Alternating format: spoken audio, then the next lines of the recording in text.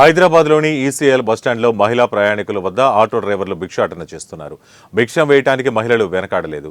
ఈ కార్యక్రమంలో బీపీటీఎంఎం రాష్ట్ర ఉపాధ్యక్షులు ఎండి అబీబ్, బీఎంఎస్ ఆటో యూనియన్ డ్రైవర్లు గిరి, ప్రతాప్ సింగ్, లక్ష్మీ నారాయణ, వెంకటేష్, రామ్దన్ నాయక్ తదితరులు పాల్గొన్నారు. రాష్ట్ర ప్రభుత్వం మహిళల ఉచిత బస్సు ప్రయాణం విషయంలో పునరాలోచన చేయాలని తెలిపారు. కేసీఆర్ ముఖ్యమంత్రిగా ఉన్నప్పుడు ప్రవేశపెట్టిన ఓలా, ఊబర్, ర్యాపిడో బైకులను నిషేధించాలని డిమాండ్ చేశారు.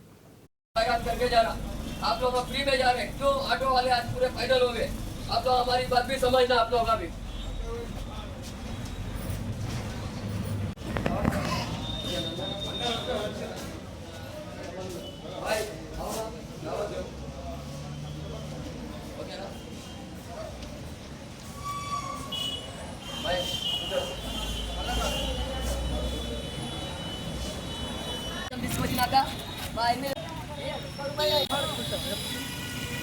భర్తీ చేసిండు రేవంత్ రెడ్డి గారు. ఆటో డ్రైవర్ల బస్సు పోతే తీసుకొచ్చిండు.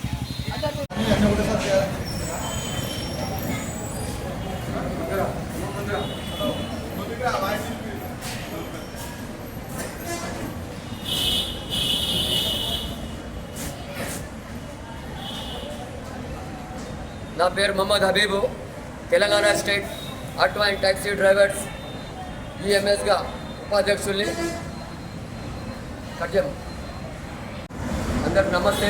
నా పేరు Mohammed Habeeb, BMS BPTMM Telangana state private transport ఉపాధ్యక్షుల్ని. ఇవాళ కార్యక్రమం భిక్షా కార్యక్రమం పెట్టాము. నిన్న మొత్తం తెలంగాణ జరిగింది. ఇవాళ ఈసీఎల్, అట్లనే అమీర్పేట, పంజాగుట్ట, ఉప్పల్లు.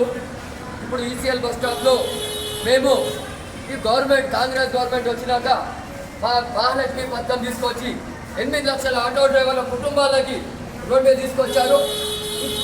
ఇదే విషయంలో ముఖ్యమంత్రి గారికి 10 సార్లు గడిచిన ఒకటే డైలాగ్ కొడతాడు కేసీఆర్ గారు. మేము అనుకున్నాము గెలిచే ముందు ఇత్తడి బిండెలు పెట్టి పోతున్నా అనుకున్నాము, ఖాళీ కుండలు పెట్టి పోయింది ఒకటే మాట చెప్తారు. మన తెలంగాణ గడ్డ మీద ఆటో డ్రైవర్లు కనిపిస్తలేరా? ఈ ఆటో డ్రైవర్లే ఇవాళ ఓటేసినారని ఇవాళ మీరు ముఖ్యమంత్రి, మీ కాంగ్రెస్ ప్రభుత్వం ఉంది.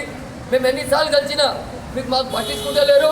ఇవాళ మేము భిక్షా కార్యక్రమం ఎందుకు చేస్తున్నామంటే మా పిల్లలకి తింటా తిండి లేదు, ఇంట్లో నూకలేదు, గతి లేదు. మాకు మా పరిస్థితి వచ్చింది 8 లక్షల ఆటో డ్రైవర్లది. అదే విషయంలో మినిస్టర్ గారు చెప్తే వింటలేరు. మేము 13, 14, 15 తారీఖు రోజు ఈ 3 రోజులు భిక్షా కార్యక్రమం